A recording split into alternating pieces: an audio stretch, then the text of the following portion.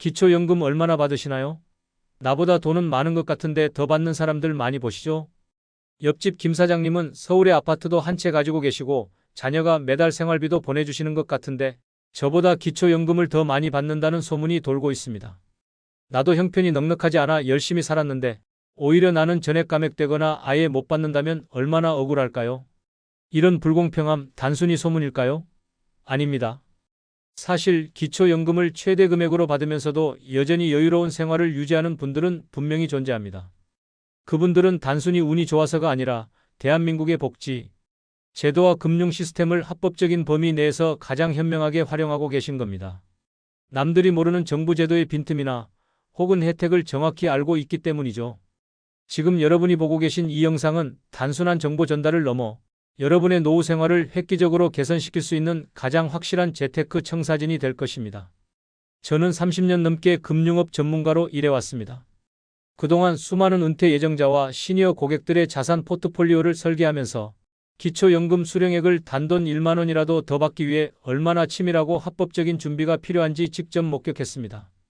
오늘 저는 그분들의 공통점 5가지를 완벽한 해결책의 형태로 제시해 드릴 겁니다. 이 영상을 끝까지 보지 않고 채널을 돌리는 것은 여러분의 매달 33만 원에 달하는 소중한 권리를 스스로 포기하는 것과 같습니다. 지금부터 제가 제시하는 5가지 비밀 해결책을 단 하나라도 놓치지 마세요. 이 5가지 조건을 충족하는 순간 여러분은 기초연금 최대 수령 그룹에 당당하게 합류하게 될 것입니다. 첫 번째 공통점, 부부 소득 분리의 마법을 아는 명예분산 전문가가 되어야 합니다. 기초연금 최대 수령자들은 부부가 함께 살더라도 소득 인정액 계산에서는 남과 같이 행동합니다. 바로 가구 단위가 아닌 개인 단위로 자산과 소득을 평가받기 위한 치밀한 준비를 마쳤기 때문입니다. 기초연금은 아시다시피 단독 가구와 부부 가구의 소득 인정액 기준이 다릅니다. 2024년 기준으로 단독 가구는 약 223만 원, 부부 가구는 약 356만 8천 원 이하일 때 수령할 수 있습니다. 언뜻 보면 부부 가구가 기준액이 높아 유리해 보이지만 실제로는 부부의 소득과 재산을 모두 합산한 후 감액 기준이 적용되어 단독 가구보다 오히려 불리해지는 경우가 허다합니다. 특히 부부 감액 제도가 존재하기 때문에 현명한 분들은 이 감액을 피하는 전략을 세웁니다. 가장 흔한 실수는 부부 공동명의 통장을 사용하는 것입니다. 예를 들어 남편 명의의 통장에 배우자가 아르바이트로 벌어들인 소득이 정기적으로 입금된다면 그 돈은 기초연금 심사 시 남편의 소득 인정액을 높이는 요인으로 잡힐 수 있습니다. 성공적인 수령자들은 부부 각자의 명의로 된 금융계좌를 철저히 분리하고 소득의 출처를 명확히 합니다. 배우자 간의 용돈이나 생활비 지원 역시 매번 현금으로 주고받거나 증여의 형태가 아닌 가족 간의 부양 형태로 간주될 수 있도록 소액으로 관리합니다. 만약 큰 금액을 배우자에게 옮겨야 한다면 그 돈이 증여세 면제 한도 내에 들어오도록 계획을 세우거나 합법적인 차용증을 작성하여 부채로 인정받을 수 있는 길을 모색하기도 합니다. 물론 이 차용증이 인정받기 위해서는 공증 등 복잡한 절차가 필요합니다. 핵심은 모든 재산은 명의자를 따라간다는 원칙을 고수하는 것입니다. 그럼 부동산은 어떻게 해야 할까요? 고액의 기초연금을 받는 분들은 자녀에게 증여할 여력이 있음에도 당장 증여하지 않고 부부 명의로 보유하는 경우가 많습니다. 이때 중요한 것은 부동산 지분의 분산입니다. 공시지가가 높은 단독 명의의 주택보다는 부부, 공동 명의로 50%씩 지분을 나누어 소유하는 것이 유리할 때가 있습니다. 이유는 이렇습니다. 기초연금 재산 산정 시 주택의 공시가격을 기준으로 하는데 지분이 분리되면 각자의 재산에 합산되어 일부 공제 혜택을 받을 수 있는 여지가 생기거나 혹은 소득 인정액이 기준에 미치지 못하도록 합산 금액을 조절할 수 있는 유연성이 생깁니다.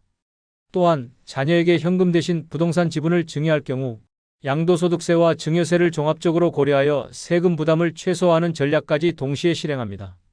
이는 단순히 연금 수령액을 늘리는 것을 넘어 상속 계획까지도 동시에 마무리 짓는 고도의 금융 전략입니다. 두 번째 공통점, 소득 환산율 낮은 저평가 자산을 선호하는 투자자가 되어야 합니다. 일반적인 노후 대비는 고수익 상품에 투자하여 돈을 불리는 것에 집중하지만 기초연금 최대 수령자들의 재테크는 소득 인정액을 낮추는 것에 초점을 맞춥니다. 특히 금융재산 대비 소득 환산율이 낮은 자산에 투자하는 것이 핵심입니다. 기초연금 계산에서 재산을 소득으로 환산할 때 적용되는 비율이 다릅니다. 일반적인 금융재산은 연 4%의 소득 환산율이 적용되어 매월 소득으로 계산됩니다. 하지만 부동산이나 기타 재산은 그보다 복잡한 기준이 적용됩니다.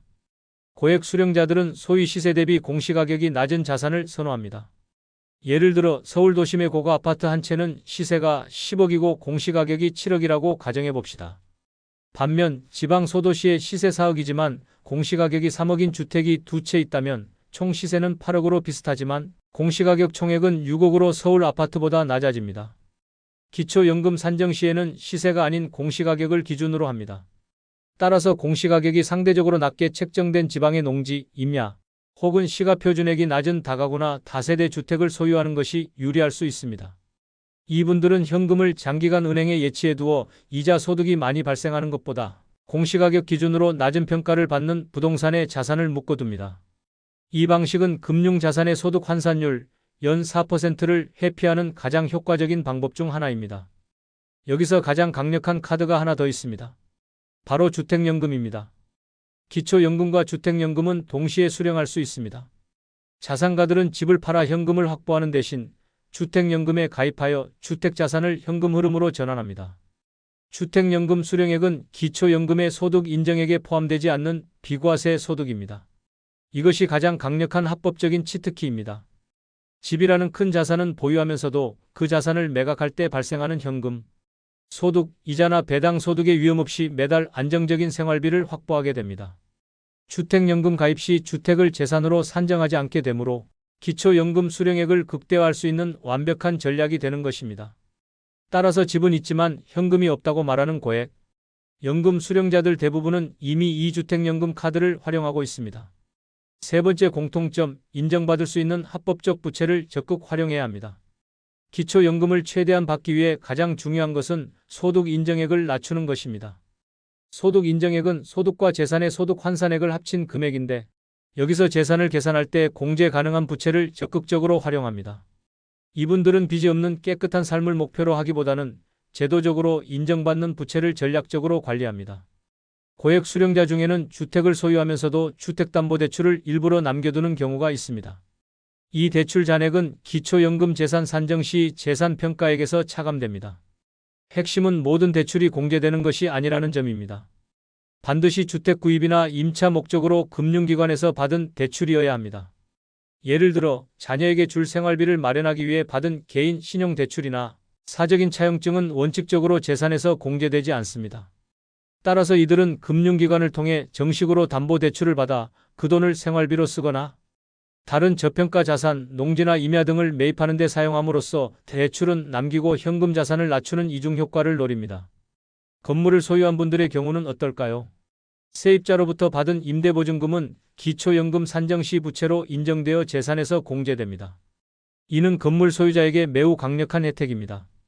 따라서 건물주인 시니어들은 보증금 액수를 합법적으로 높게 책정하고 임대차 계약서와 확정일자를 통해 이 보증금이 실제 부채임을 명확히 증명합니다. 예를 들어 5억짜리 다세대 주택을 보유하고 세입자로부터 3억의 보증금을 받았다면 이 3억 원은 재산평가액에서 차감되어 소득 인정액이 획기적으로 낮아집니다. 이를 통해 본인은 자산을 보유하면서도 기초연금은 최대 금액을 받을 수 있는 구조를 완성하는 것입니다. 이쯤에서 잠시 멈추고 주위를 둘러보세요. 혹시 주변에 노후 자금 마련이나 재테크 고민하시는 분이 있다면 이 영상을 꼭 공유해서 함께 현명한 경제관념을 만들어 가세요. 기초연금은 혼자만의 문제가 아니라 우리 사회 전체 시니어들의 문제입니다. 구독과 좋아요는 저희 채널이 더 많은 분들에게 이처럼 소중한 정보를 전달할 수 있는 큰 힘이 됩니다. 지금 바로 클릭해 주시면 감사하겠습니다. 이어서 더 중요한 두 가지 비밀 해결책을 공개하겠습니다. 네 번째 공통점, 소득으로 잡히지 않는 자산 항목을 완벽히 숙지해야 합니다. 기초연금 최대 수령자들은 재산 목록 중 소득 인정액 산정에서 제외되는 항목을 정확히 알고 있습니다. 이들은 의도적으로 현금 자산을 이러한 면제 자산으로 전환하여 소득 인정액을 제로에 가깝게 만듭니다. 일부 자산은 생활의 필수품으로 간주되어 재산 산정에서 제외됩니다. 예를 들어 기초연금 수령자들은 10년 이상 된 노후 차량이나 배기량, 3000cc 미만의 일반 승용차를 소유하는 것이 유리할 수 있습니다. 정부는 이러한 차량을 일반적인 생활 필수 자산으로 간주하여 재산 산정에서 제외하거나 매우 낮게 평가합니다. 반면 고급 외제차나 3000cc가 넘는 고가의 차량은 연식과 무관하게 고급 자산으로 분류되어 소득 인정액에 크게 반영될 수 있습니다. 현명한 시니어들은 수억 원의 현금을 보유하는 대신 이 돈을 오래된 중형차와 생활 필수 가구, 의료기기 등에 사용하여 자산의 형태만 바꿉니다. 현금은 연 4%의 환산율이 적용되지만 이러한 물품들은 사실상 0% 환산율로 취급되는 셈입니다. 이자 소득이 붙는 저축성 보험은 금융재산으로 간주되어 소득 인정액에 포함됩니다. 하지만 월 보험료 8만 원 이하의 보장성 보험이나 보장성 성격이 강한 보험은 재산 산정에서 제외되는 경우가 많습니다.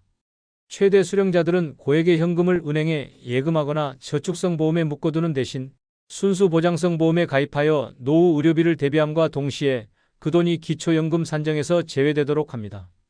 또한 연금 수령 직전의 현금은 비과세 혜택이 있는 금융상품이나 아예 증여세 면제 한도 내에서 자녀에게 증여한 후 자녀가 관리하도록 하여 본인의 재산 목록에서 완전히 제거합니다.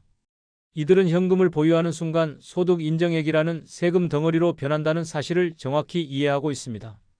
다섯 번째 공통점, 정기 재조사 시점을 활용하는 타이밍의 규제가 되어야 합니다.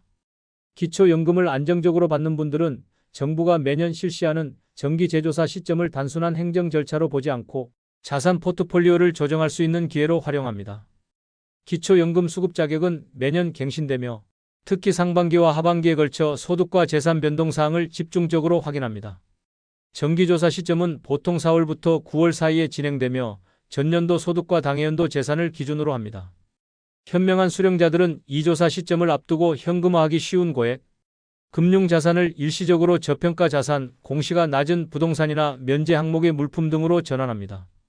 예를 들어 조사 시점이 임박한 3월이나 8월에 현금성 자산을 인출하여 단기적으로 지인에게 대여하거나 차용증 작성은 필수입니다. 혹은 주택 구입이나 임대 목적으로 대출 상환을 합니다. 조사가 끝난 후 다시 현금을 회수하거나 자산을 재조정함으로써 조사 기간 동안만 소득 인정액을 획기적으로 낮추는 전략을 구사합니다. 물론 이 모든 행위는 법적인 증빙, 차용증이나 상환 증명서 등이 완벽하게 갖춰져야 합니다. 이는 단순히 편법이 아니라 제도의 시점차를 활용하는 고도의 금융공학입니다. 소득이나 재산의 변동이 생겼을 때 기초연금 수령자들은 반드시 먼저 신고합니다. 예를 들어 일시적으로 아르바이트를 하여 소득이 증가했더라도 그 소득이 일시적임을 입증하거나 혹은 가구 내 부양 의무가 끝났음을 입증하여 소득 인정액 조정을 요청합니다. 특히 병원비나 간병비 등 지출이 증가한 경우에도 이 사실을 적극적으로 신고하여 실제 가용소득이 줄었음을 어필합니다. 정부는 매년 소득과 재산 재조사를 하지만 개인의 실질적인 생활 안정을 최우선으로 고려합니다. 따라서 자신의 경제 상황이 악화되었다는 증빙 자료를 제출하는 것은 감액을 피하거나 중단된 연금을 복구하는 가장 빠르고 확실한 방법입니다. 단순히 통지서가 오기를 기다리는 것이 아니라 먼저 움직여 자신의 상황을 설명하는 적극성이 최대 수령자들의 공통점입니다. 지금까지 기초연금 최대 금액을 받는 사람들의 5가지 공통점을 자세히 알아봤습니다. 다시 한번 핵심을 정리해 볼까요? 첫째, 철저한 부부 소득 및 재산 분리입니다. 가구 단위가 아닌 개인 단위 평가를 위한 명예 분산 전문가가 되십시오. 둘째, 저평가 자산 집중입니다. 금융 자산의 높은 소득 환산율을 피하고 공시가격 낮은 부동산, 주택연금 등의 자산 형태를 선택하십시오. 셋째, 합법적 부채 관리입니다. 주택담보대출, 임대보증금 등 재산평가액에서 공제되는 부채를 전략적으로 활용하십시오. 넷째, 면제 자산 숙지입니다. 10년 이상 된 차량, 보장성 보험 등 소득으로 잡히지 않는 자산 항목에 자금을 재배치하십시오. 다섯째, 정기 재조사 시점 활용입니다. 매년 바뀌는 재조사 타이밍을 예측하여 자산 포트폴리오를 전략적으로 조정하십시오. 기초연금 제도는 복잡하고 어렵습니다.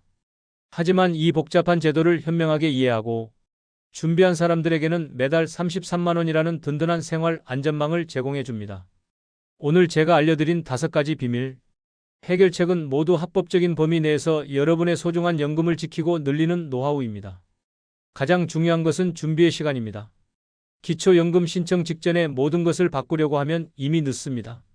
최소한 수급 대상자가 되기 1년에서 2년 전부터 부부간의 명의를 분리하고 금융자산을 저평가 자산으로 전환하는 치밀한 계획이 필요합니다. 절대로 포기하지 마십시오. 여러분의 노후는 충분히 아름답고 풍요로워질 자격이 있습니다. 오늘부터라도 5가지 공통점을 거울 삼아 여러분만의 최대 수령 로드맵을 완성하시길 응원하겠습니다. 궁금한 점이 있다면 댓글로 남겨주시고 오늘 정보가 유익하셨다면 구독 버튼과 알림 설정으로 다음 영상을 놓치지 마세요. 감사합니다.